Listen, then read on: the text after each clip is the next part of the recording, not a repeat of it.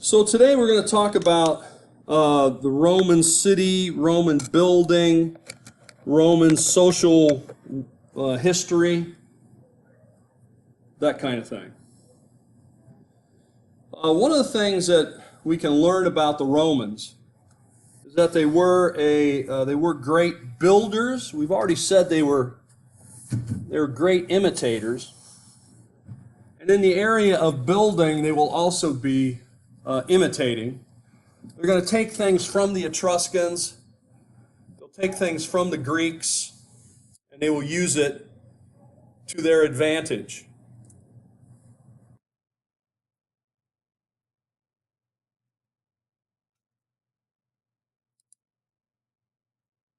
Now, one of the inventions I don't suppose that the Romans get a lot of credit for is concrete. Concrete. The Romans come up with a way to make concrete. You may not think concrete is that special. I once taught at a college for a while that had won a concrete award.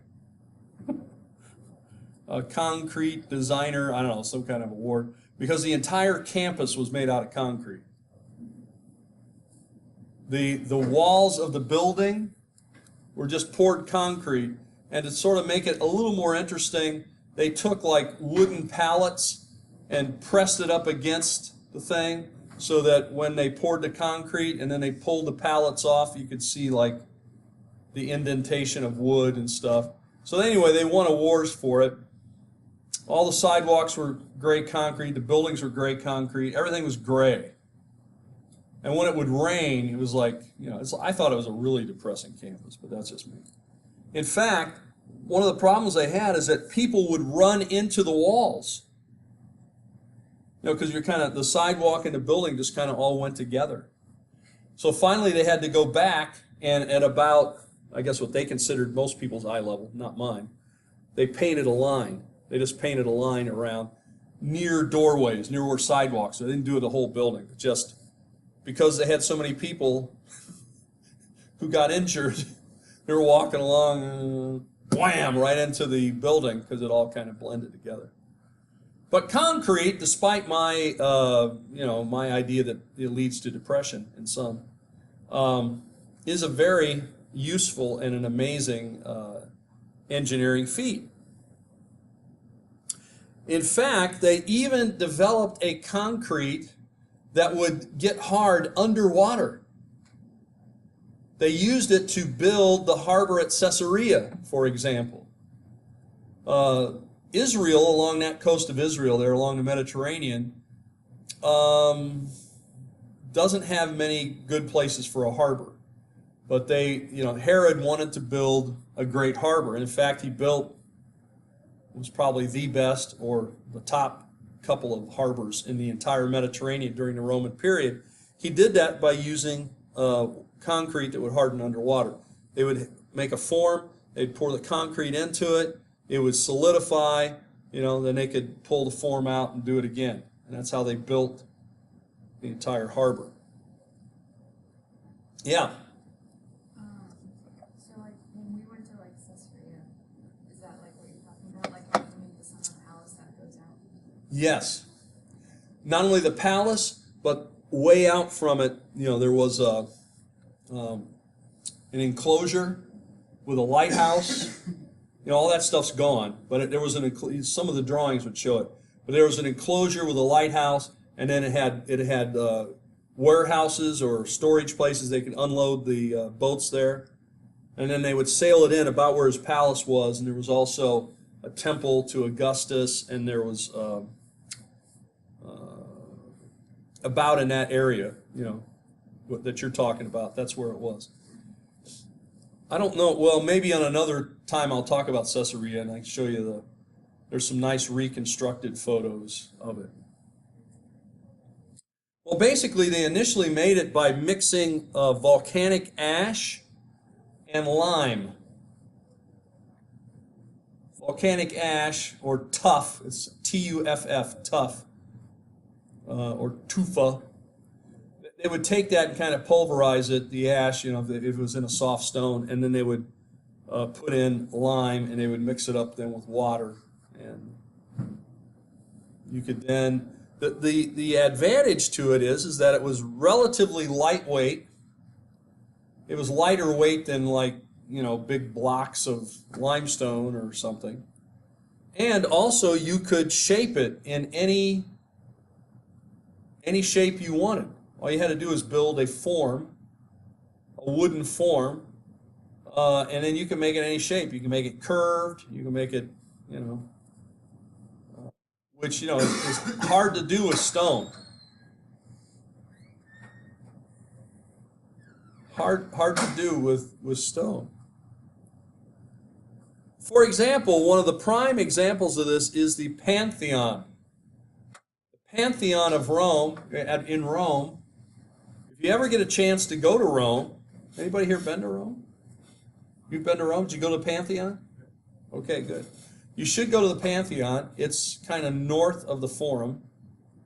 You got to sort of know which road. You can walk it, but, you might be on a tour. They'll take you there anyway. But make sure they take you there.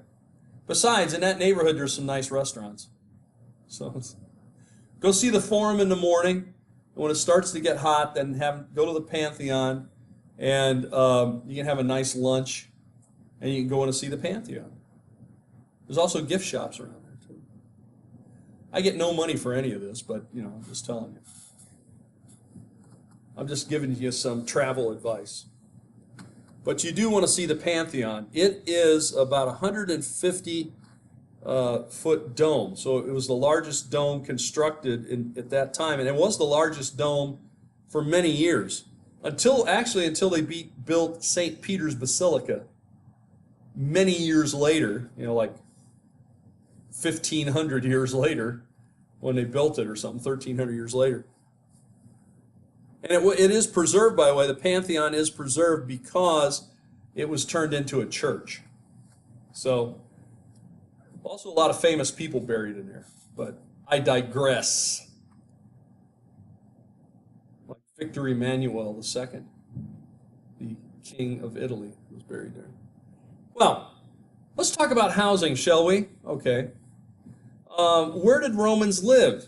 Well, most Romans could not afford what we might call a house. That is a freestanding structure that is just inhabited by one family. Like a single family dwelling, as we would call it today. So typically in the United States, what we would call a house, most Romans did not have. Too expensive for them. So that meant that most Romans lived in an apartment, or what the British would call a flat. Right? For example, there were 26 blocks of apartments for every house. Just to give you an idea. And of course, a lot of people could live in a block of apartments. Think of hundreds of people could live in a block of apartments. 26 of those blocks. So that means thousands of people compared to one house. Okay? That's just kind of a ratio that you can help. And of course, the guys who owned these apartments or flats wanted to make money. Guess that. Imagine that. And so they would just keep building them higher, putting people in there. Let's say that there was a dormitory and you just made it several floors high and just kept. Maybe what we should do is make our dorms 4 more floors high, pack in more students. Well, that's what they would do. I remember when I lived for many years in a town called Oxford, not England, Ohio. Oxford, Ohio.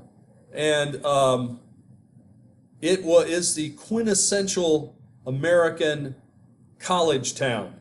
If you ever want to go visit a college town, go to Oxford. Because mainly the only thing that's there is the university. And then there's a town around it. The town without the university is maybe 3,000, 4,000 people. And then, of course, the university is like 20-some thousand students. So when the students are there, of course, they just overwhelm the local people. And the local people are mainly in the business of making money off of the students. All right, that's why they're there.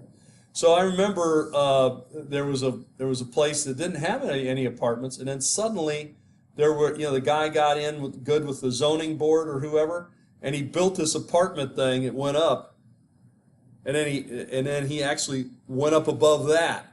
All right, he had like 2 floors. Then the next thing, I come back at the end of the summer, he's got like 4 floors, and no parking.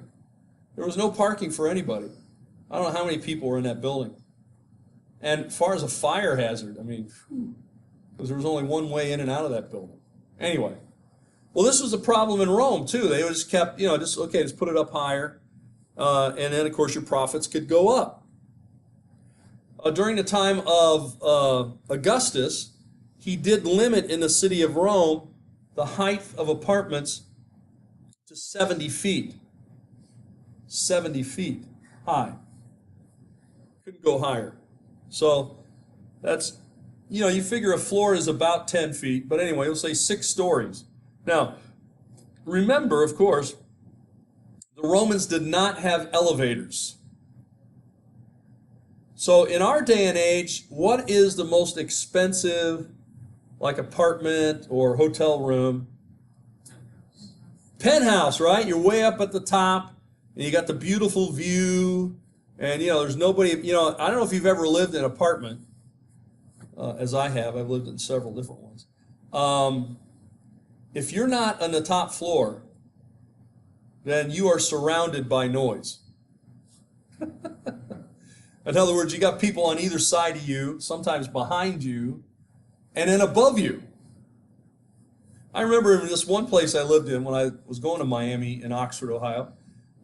It was all concrete. It was a concrete thing. It was built like in the 50s or 60s. And concrete floors, and they had put hard, like kind of that old style tile over it. And whoever lived above me for like about a year, I don't know, it seemed like every single night this is what I would hear.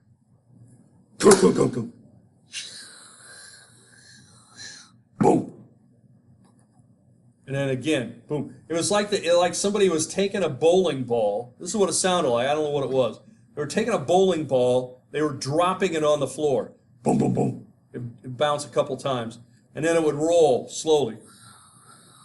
And then conk up against the wall and roll back a little. And then somebody would evidently go pick it up and drop it again. And they did that what seemed to be like for, like 8 hours. From about 10 p.m. till about 4 in the morning. Now, I'm sure I'm exaggerating slightly. But what I'm talking about is if you live, if you have somebody above you, that can be an annoyance. So for us, it's nice to live up in the top. You get a view. You don't have noisy people above you. Usually you don't have any noisy people beside you because you're way up at the top. But for the Romans, that's not the case. The most expensive places to live were not up at the top. They were down at the bottom. Ground floor was where the most expensive places were. Okay? Because there were no elevators. Also, remember, the Romans did not have running water in their houses unless you were on the bottom floor. You could have water. Okay. Well, here are a couple of drawings of what housing would look like. You see on the left, this is a very fancy home, which would be in a city. But from the street level, it wouldn't look fancy. In America, one of the things that we do here anyway in the United States, they call it curb appeal, right? You ever heard of that? I think there's even a TV show called Curb Appeal. And they want to make your house look really, really nice from the road, from the street. The Romans were completely opposite. They didn't want their house to look nice from the street. That's just inviting someone to rob you. It really is. And to bother you. So you might walk by these things and the wall may not look at all fancy and there would be a door there. And, you wouldn't get the impression there was anything very special behind that door. But when you come through that door, then you would enter an atrium open to the air up above. The idea of the Romans, they loved their privacy. Whereas in the United States, we have big backyard. We call it a big backyard, maybe a big front yard. The Romans would build their buildings in a rectangle, the fancy houses like this. They built them in a rectangle, and they left the open area in the middle. So instead of a front yard and a backyard, you had a central courtyard. Why? Well, several reasons. One reason is it's privacy, noise. It's not as noisy, and nobody can see in there. You know, you can do whatever you want. It's like part of your house, and it's not exposed. The other thing is also it helped with ventilation. You could get airflow because you got this big open area in the middle. So you could open a window, and you're going to have a place for it to vent. Whereas if you have buildings right up next to each other, then you can't get much of a breeze. It's hard to get a breeze because the other guy's got his window closed, or there's a wall there. Anyway, so for privacy and everything, that was their style. And you can see it here on the left, in your central courtyard. You would come in a door. It would probably be very plain, but when you entered it, you'd have a very nice atrium, entryway, which was open to the up above, and rainwater would be collected in this place called an impluvium and be stored in cisterns. So the Romans made good use of the runoff. This is the other thing that would happen into this courtyard. The water would run down into it. You would collect the stuff that would run off in a cistern, and of course you can then use that for washing, drinking, cooking. You'd also probably have some plants in there. You'd water them, that sort of thing. Okay? So that's what it would be. Now, sometimes on the front of your house, this area, you'd have your entryway, but next to it, you would have maybe a shop. So if you were very wealthy, you would have a doorway into your atrium, but then next to it, maybe on either side, there could be a shop.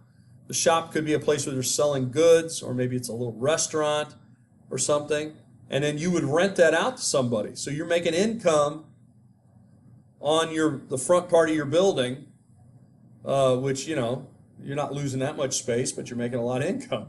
And then all the rest of it where you live was behind, and mostly they slept back around the courtyard, sometimes upstairs, up 2 flights. I mean, second floor, what would you call second floor? They would sleep up there near the courtyard. It's quieter, more private. Okay?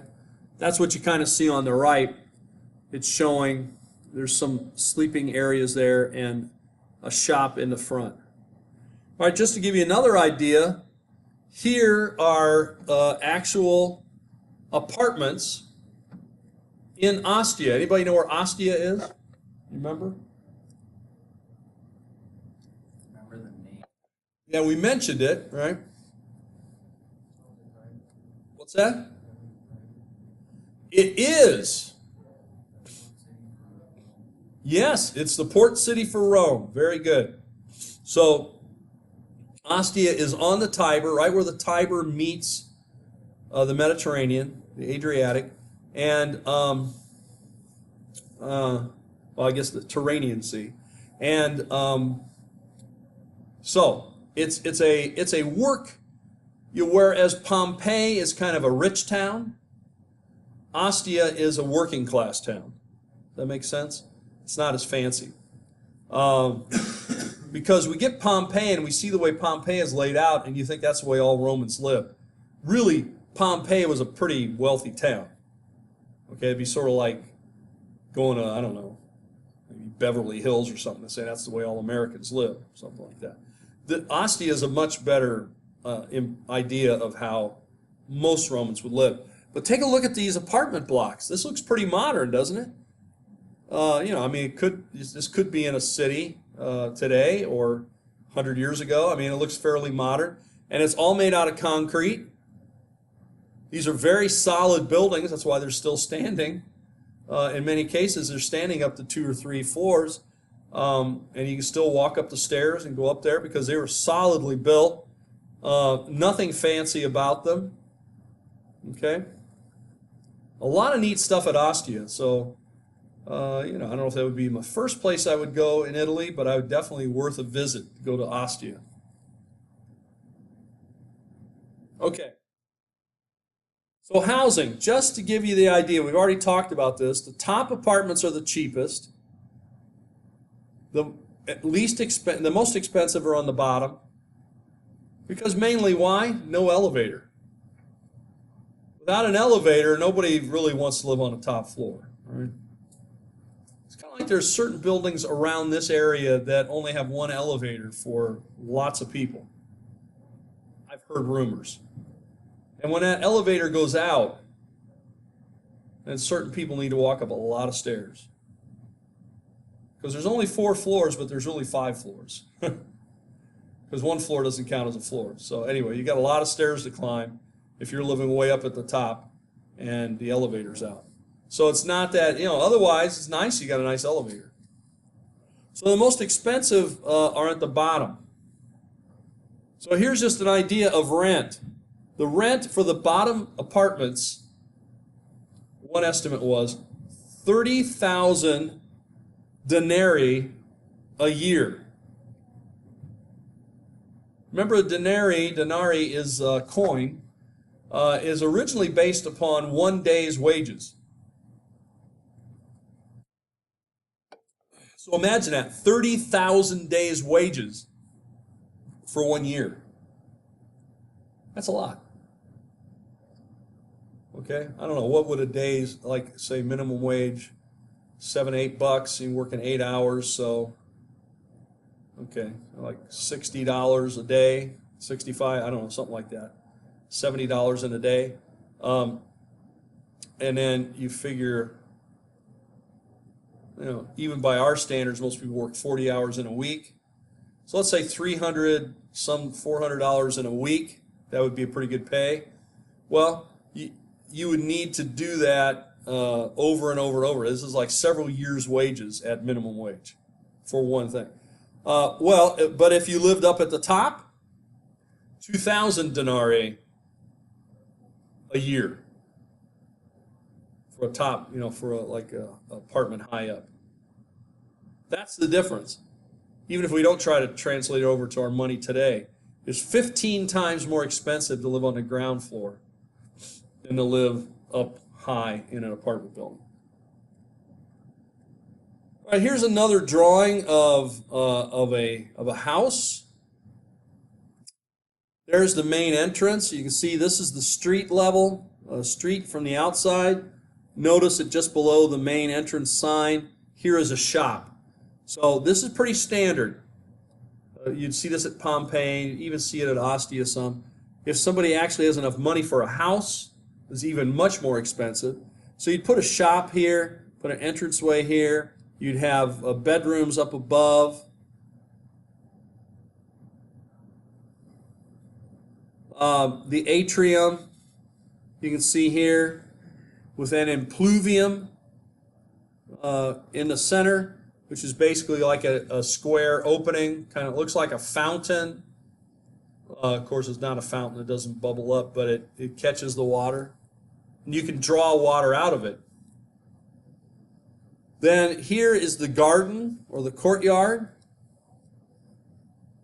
And there's the kitchen. The kitchen is that little narrow area there. And next to the kitchen, the dining room, or what's called a triclinium. Anybody have any idea what triclinium comes from, what it means? Anybody here studied any Greek? Or you know what tri is, right? What's that? What's that? 3. 3, yeah. And kline in Greek means to recline or to lie down or something like that, right? So it's 3 places to lie down.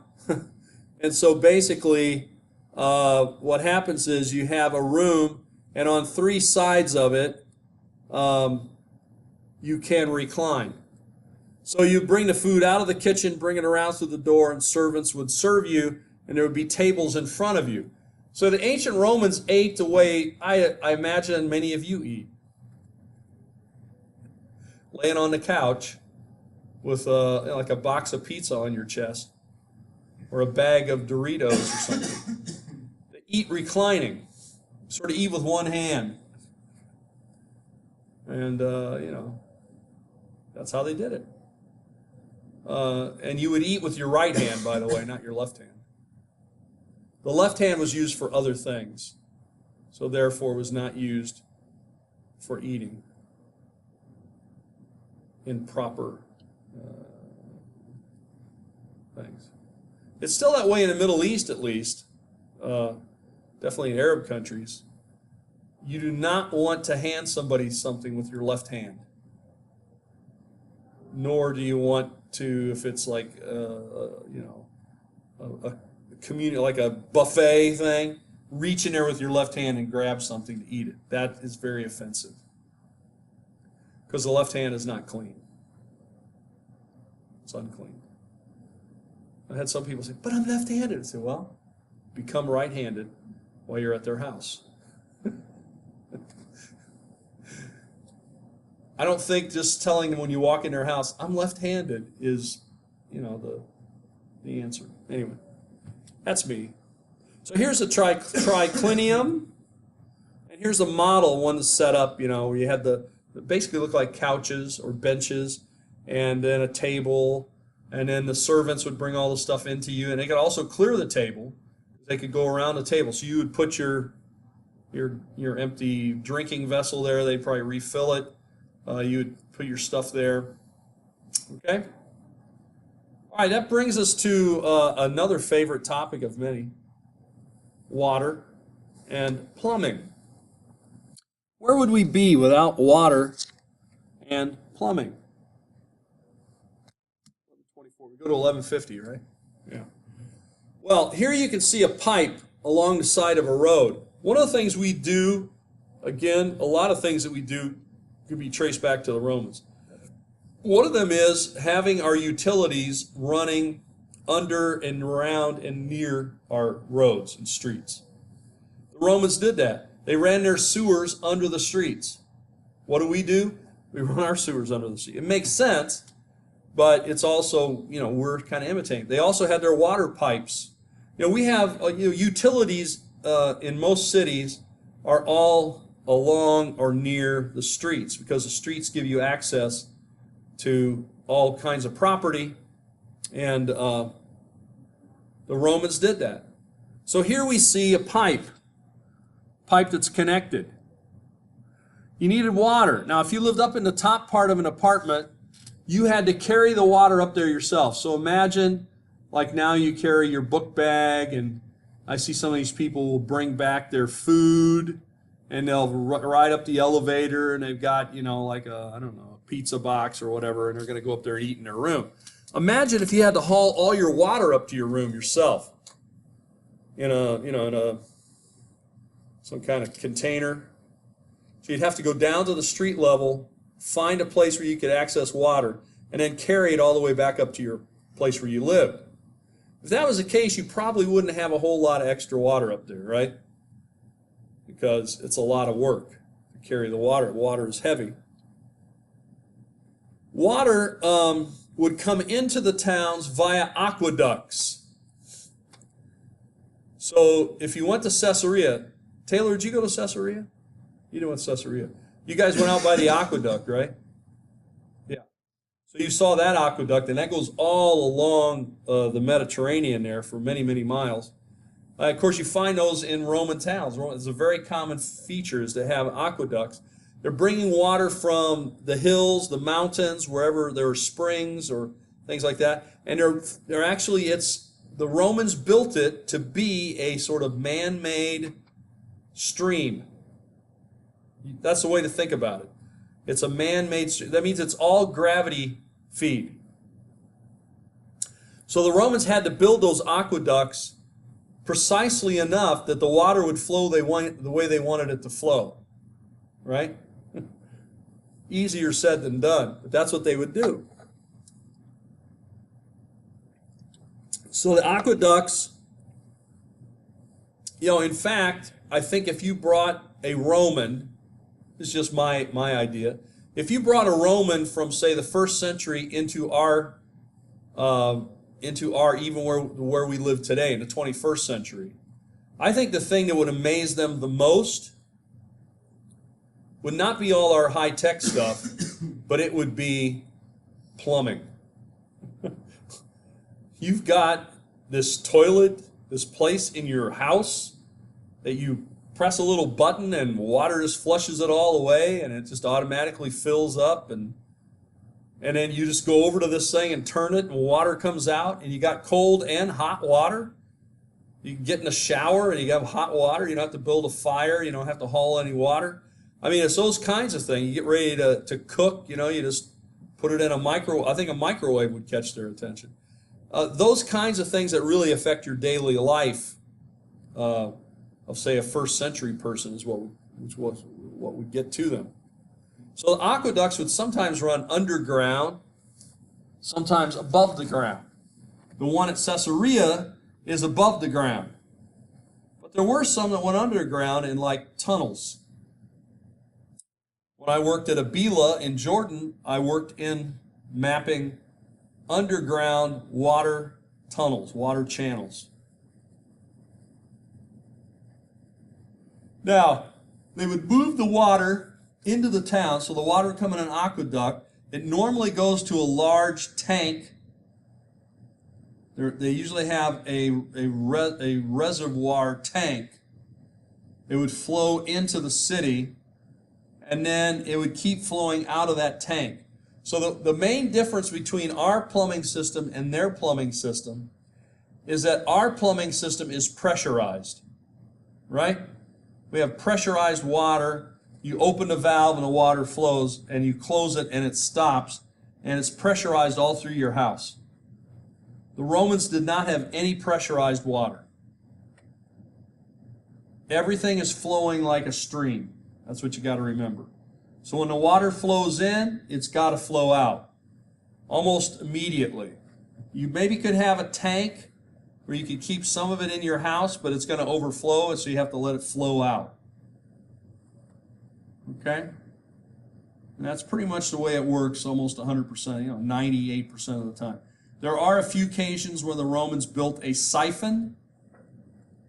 When they're doing an aqueduct, it would actually suck the water up to a different level. They didn't really like doing that, but they could do it. Okay? Because it was prone to break and I'll have other problems.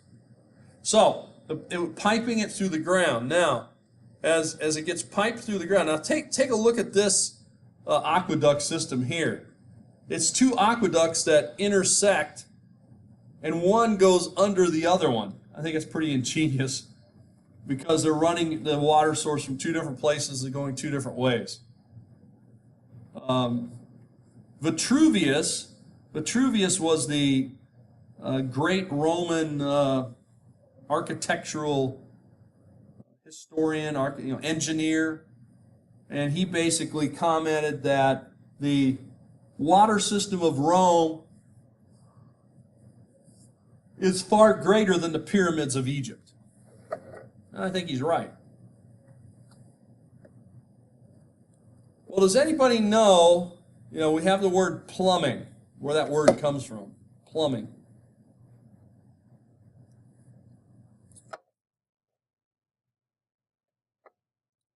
It's a Latin word. Plumium. Anybody know what plumium is? Straight. What's that? Straight. Straight? No, you're thinking like plumb bob, right? Yeah. Yeah. I was wondering if it was like. No. What's that?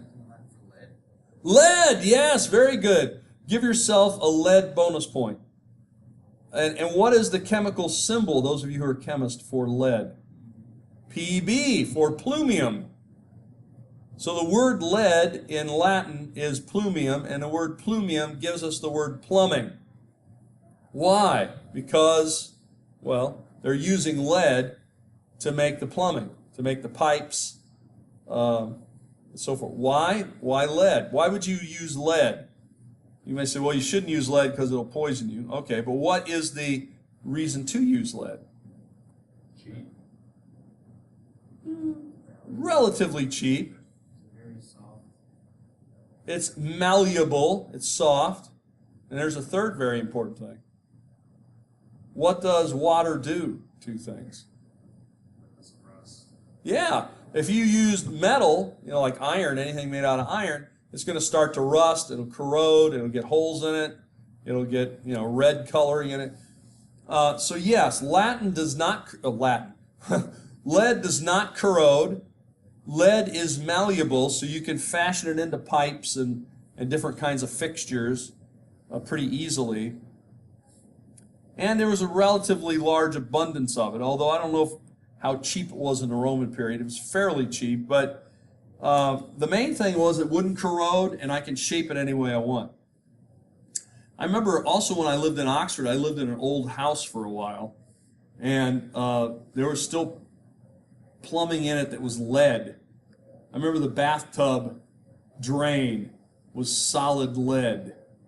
And by the way, until probably the 1990s, somewhere in that time period, did you go to school where they had a refrigerated water fountain? You press the button and cold water comes out?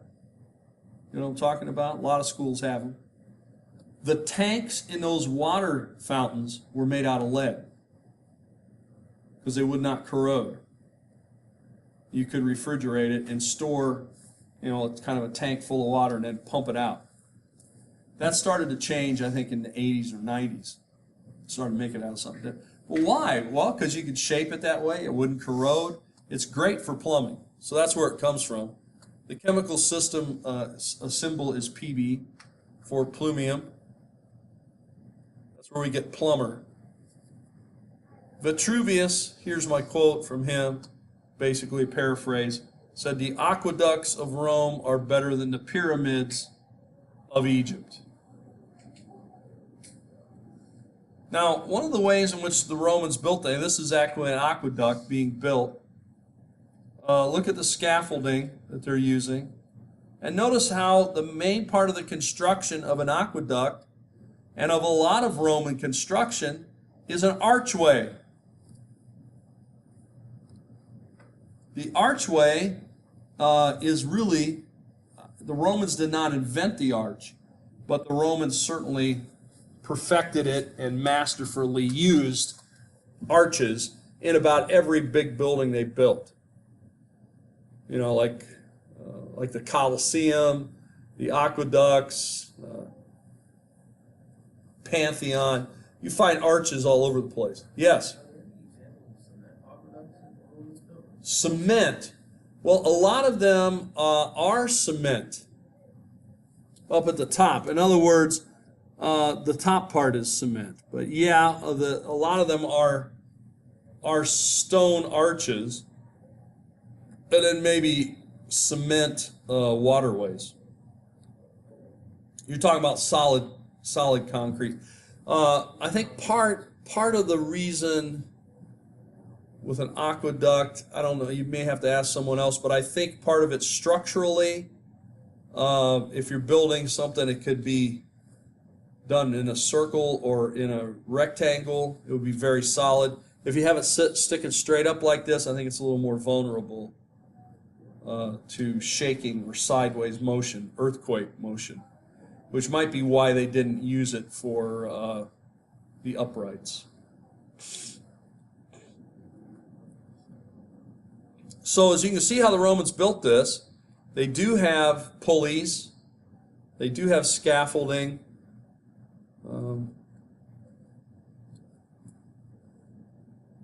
Now this should look familiar to you if you've been to Caesarea, because this is the aqueduct at Caesarea. There is a sign there at the end of one where it's broken, and it has a cross section, because part of what would happen is as some of those waterways would become broken and unusable, they would just build one right on top of it. And that's what you see here. You got A, B, and C, and the one that's being used in this case is C. And here's a cross section on the right. Here is what it looks like from the parking lot side.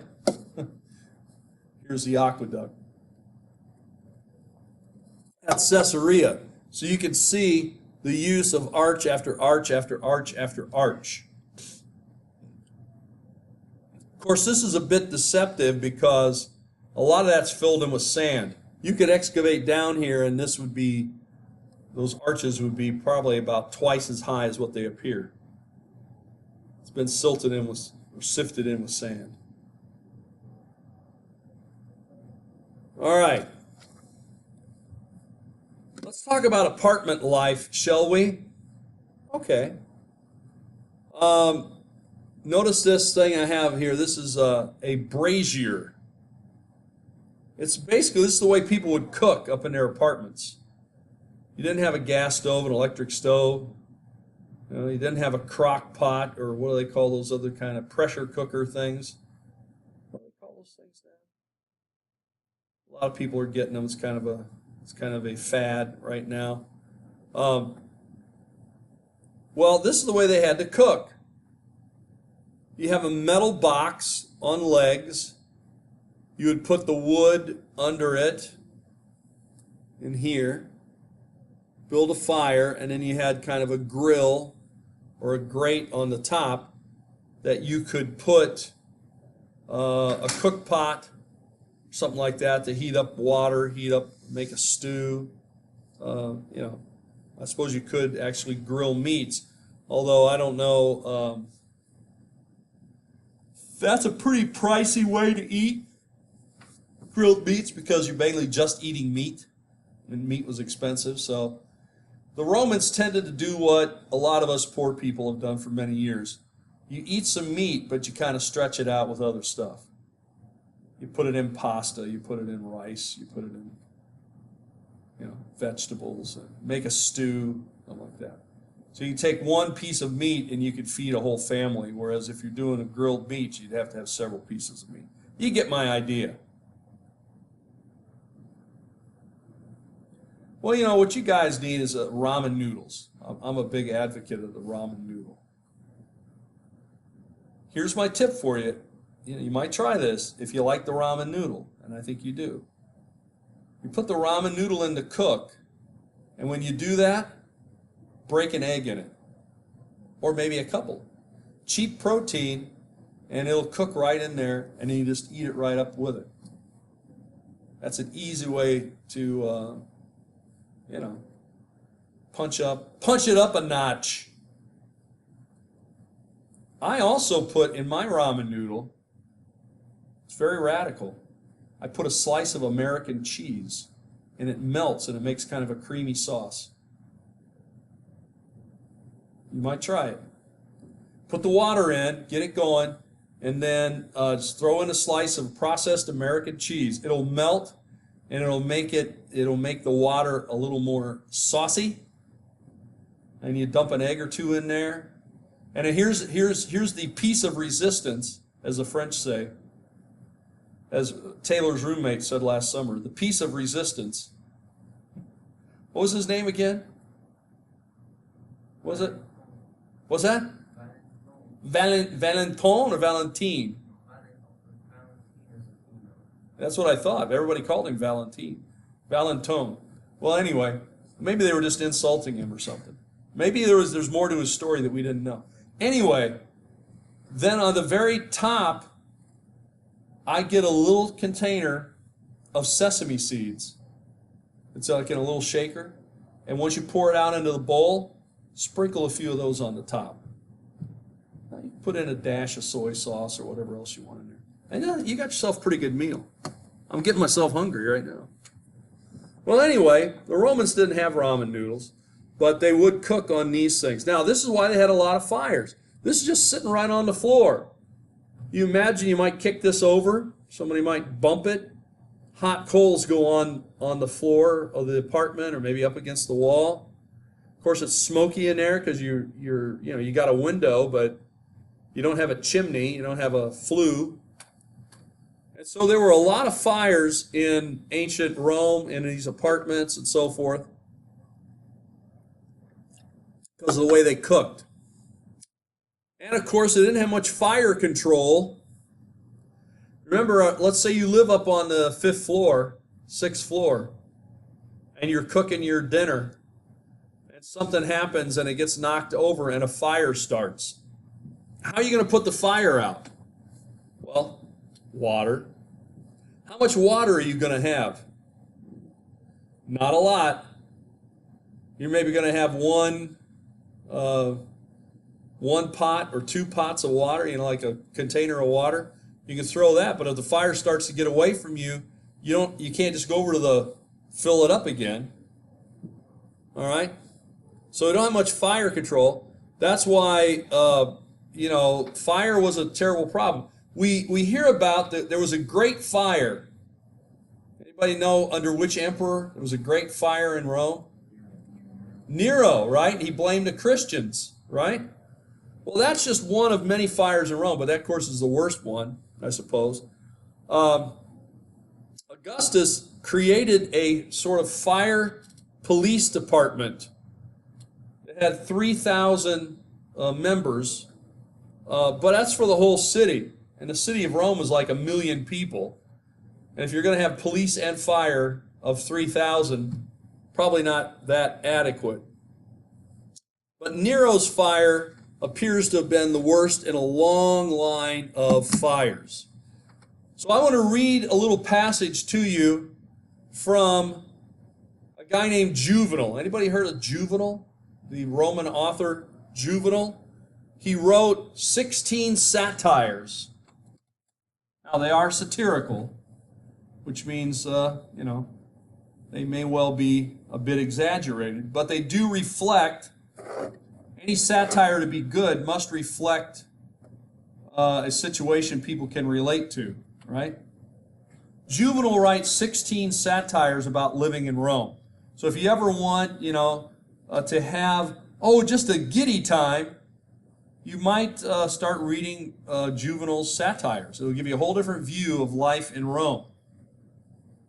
Very personal view, very, Well, one of the things that he wrote about, and more than once, but one big passage is on fires. Juvenal wrote about fires. Here's what he wrote. Who on Tivoli's height, or a small town like Gabilla, say, fears the collapse of his house?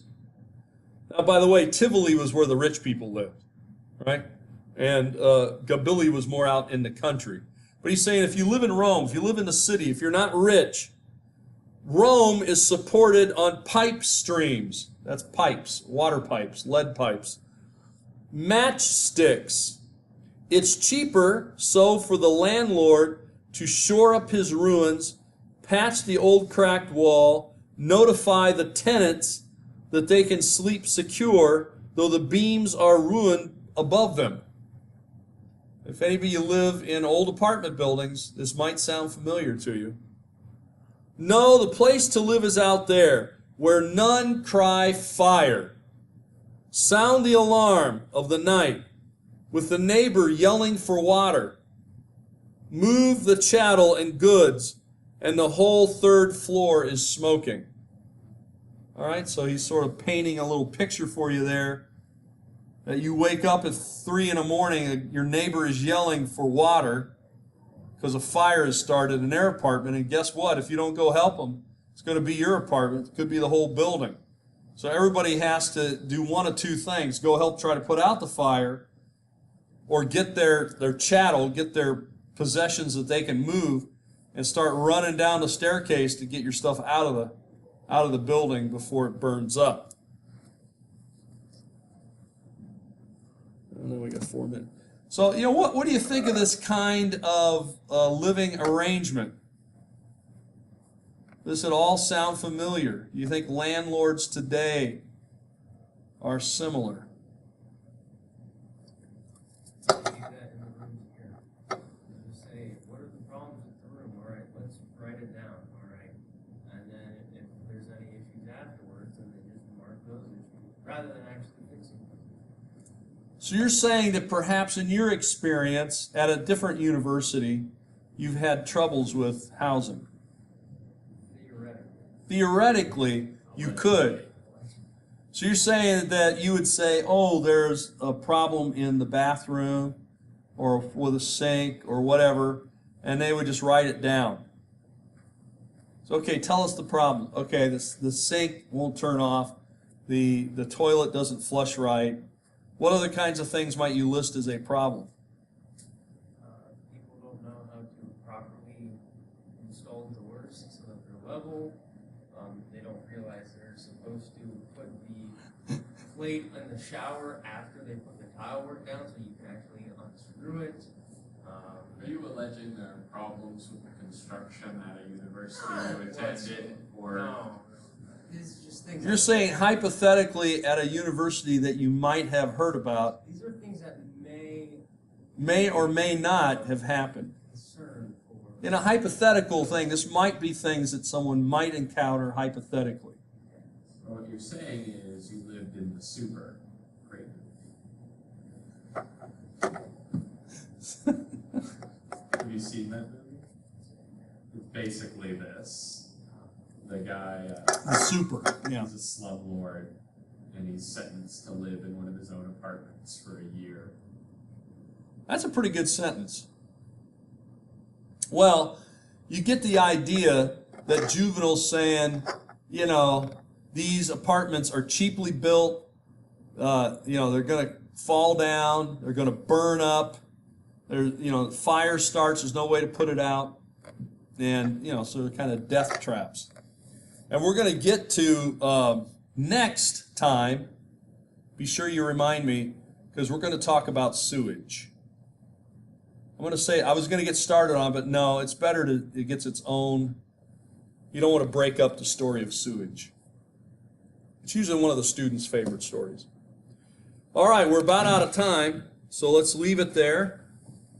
I hope to see you at 4:15 in room 229 for the extra credit, and perhaps also on Saturday when we go to dig.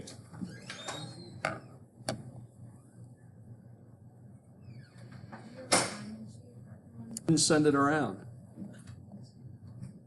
I forgot to send it around, but everybody's here, right? Who are we missing? This is all of us. We're all here. This is us. That'd be a good name for a TV show. Okay. No, I've never watched that show.